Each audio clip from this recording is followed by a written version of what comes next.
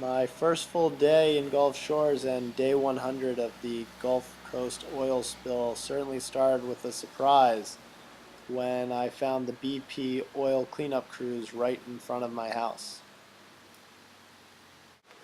I was fortunate to have the ability to speak with 4 or 5 of the cleanup crew members. Uh, Something that I later learned was uncommon and frowned upon by BP. But they were able to answer some questions for me about what their day-to-day activities are like and what it was like cleaning up the beaches for the past 3 months or so. Essentially, their day begins at 6 a.m., where they board a bus and then arrive and start working on the beaches around 7:30 a.m. Once they get on the beaches, they work in teams of 4 in 30-minute increments, 30 minutes on and 30 minutes off. The 30 minutes on are spent doing what these two are essentially doing, which is picking up sand, or in this case seaweed, and shaking it to remove all the sand and look for tar balls.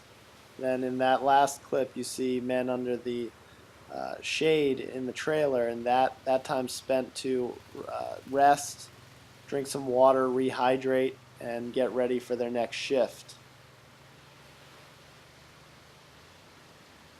This is another tool I saw one BP worker use, which is essentially a net, and he shovels up some sand, dumps it on the net, and is able to see if any tar balls come up. This beautiful piece of human ingenuity is the bathroom facility that the workers use throughout the day, a porta potty and a sink.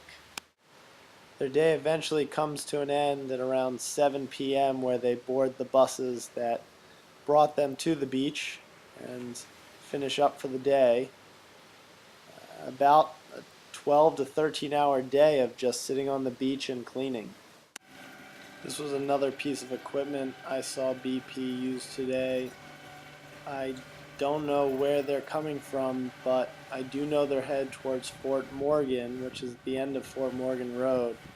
And from what I heard from a local today, Fort Morgan is very angry at BP. So I plan to get more about that story tomorrow.